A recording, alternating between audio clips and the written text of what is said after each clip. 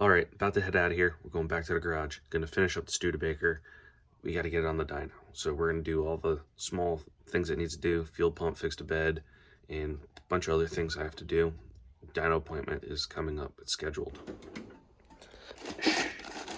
I do have an extra fuel pump. This is a brand new Walbro 255. And I think that might go in the tank here. And throw it on the dyno. Okay, preparing to pull the bed up to change the fuel pump. And I'm going to go underneath and disconnect the taillights. And then loosen these 4 bolts. And it should come up. I have these 2 straps up there. The bed doesn't weigh much. The rafters shouldn't support nothing, but I've done it with much heavier stuff. I have this new jack, this pneumatic. I've always wanted to do it for my engine hoist. This is what's going to grab the back of it. It'll be fine. I'm just working on changing this now. I'm hoping that the bolts are the same size and holes. If not, I'll deal with that. And we're going to keep going. That was a 3-ton jack. This is an 8-ton jack. Direct bolt in.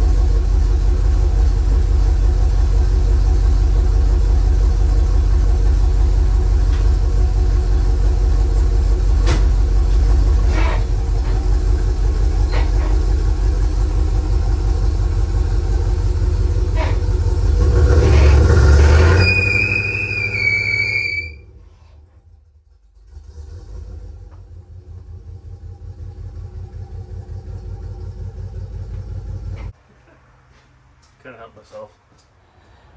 Alright, that looks weird. Yeah, naked truck. Changed fuel pump and then wanted to reinforce these. Never could when they were under there. Front ones are round pipe and I couldn't get in there this is before I even owned a good welder, so I'm gonna clean that up and buzz it. I thought these would be more straight, so I don't know what I'm gonna do about that yet. Can't make this shit up. I was working out there, and as soon as I touched it with the wire wheel, it started pouring rain. Brought it in, started wire wheeling. Go to do the first tack to just blow right over these welds, fill that in, make it nice. I didn't even make a tack. That's all I did, was just that little sputter right there. Won't feed, ran out of wire right there. So whatever job I did last, I ran out of wire as soon as I picked the torch up. So now I'm gonna look and see if I have wire. If not, I gotta do something about that. Okay, just went out to the trailer and I had some C-channel laying around. I just welded this between. It looks a little meh, but it's all right. This is sitting like a 1/16 lower than this. That should support it. It's a little warm. I'm just gonna grind the tops of that down so it doesn't interfere with that alignment. Then I welded. That looks a lot better. I'm just gonna touch up on the edge there. It's a little porous towards the end. I ran out of wires. I'm not used to this kind of wire, but it looks much better, much stronger. I think I might throw a support in the center there. Maybe just a short 3-4 inch piece of that C-channel right there between the cross members. And then I was gonna weld that, but I think I'm gonna cut these off and make a whole new piece. Not quite sure. I was thinking maybe I'll just set the support back a little bit. I'm just freeballing here and drill new holes. It wouldn't be so bad if it was 4 inches back further.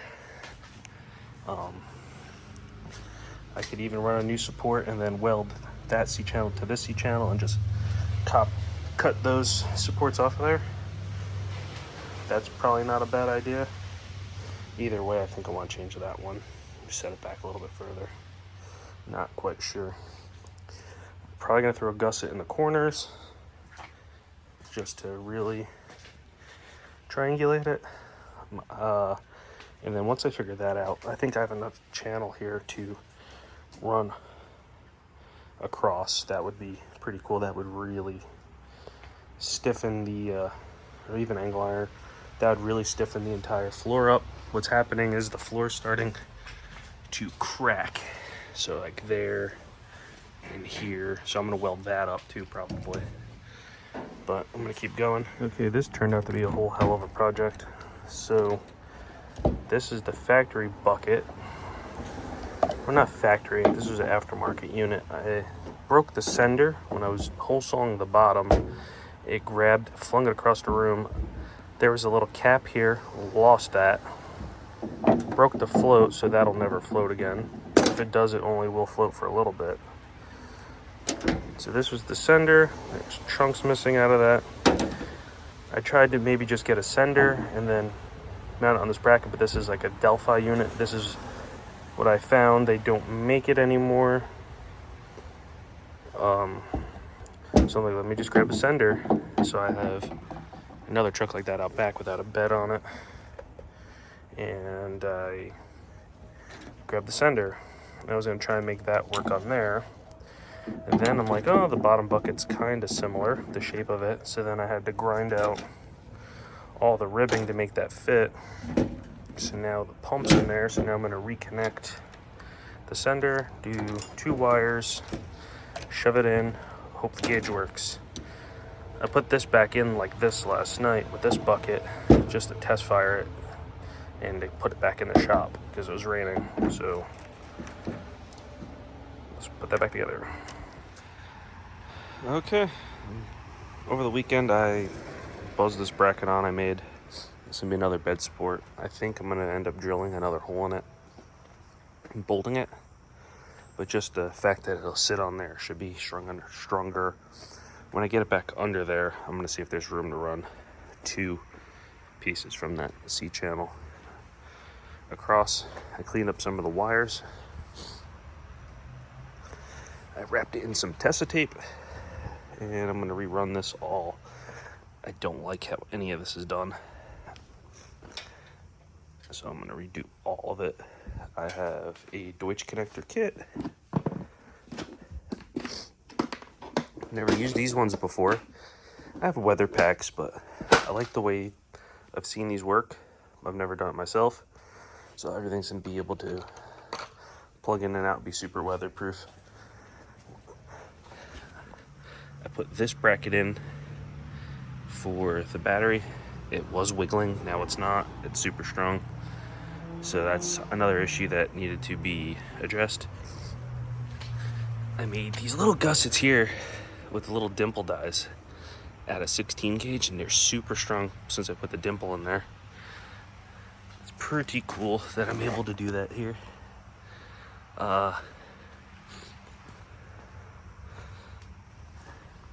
Some of my welds are not bad.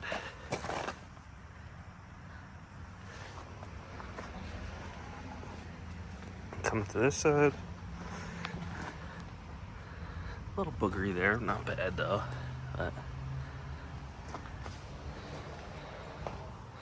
Super solid. Let's work on some of the wires. Okay, that's one pile out of a whole mess that I just threw out. That's a whole bunch.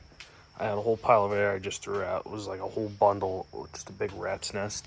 So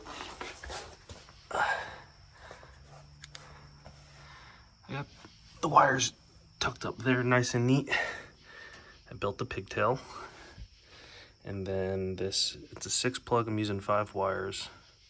So we got yellow is left, green is right, black ground, run is red, and then pink is brake. So I'm gonna mount this into the truck, clean that up when it's mounted. So that's a bunch cleaner than it was. So it's late, but I think I'm gonna try to set that on there. Okay, bed's on. Those bolts are tight. This one's not welded on the bottom. I didn't do that yet. So I just gotta tighten that up. But the bed is a little flimsy because it's cracked right here. Pull it down a little bit. All right, just did a couple welds on the inside there. I'm gonna grind them a little bit as best as I can. It's a little hard to do welding shitty dirty metal. Did like one up here, but that should be fine, and then I'll try and glue some felt in there. Hard to see, but it's all ground down. Just put the window up and it doesn't hit, so I have knockoff brand Velcro. This is the fuzzy side. I'm gonna try and lay it in there, make sure it's not too tight of a fit. Otherwise, it's just gonna live the way it is, but we'll see. Well, I tried laying it flat and then pushing it in the channel so it would lay over both sides, but I think the best thing to do would be lay some on this side and this side and leave the center, like try to get it to overlap a little bit because it wants to twist.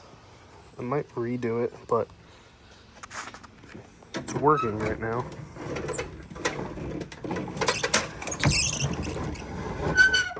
Window's up and it's not rattling right now, so it's kind of a win.